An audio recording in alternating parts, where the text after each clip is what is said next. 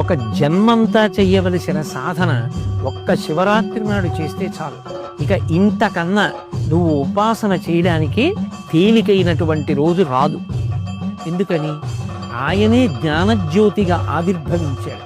యావత్ బ్రహ్మాండం నిండిపోయేటటువంటి జ్యోతిర్లింగంగా వచ్చాడు. ఈ రోజున ఎవరు నన్ను ఉపాసన చేస్తారో, ఎవరు జాగరణ చేస్తారో వాళ్ళని నేను అనుగ్రహిస్తానన్నాడు.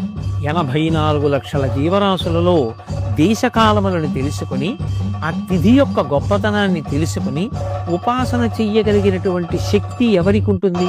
ఒక్క మనుష్య ప్రాణికే ఉంటుంది. అందుకే జంతువునాం నరజన్మ దుర్లభం.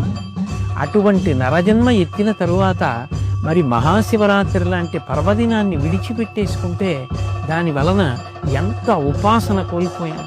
అలాగే మహాశివరాత్రి ఒక సంవత్సరాన్నంతటినీ కూడా ఒక రోజుగా ప్రమాణం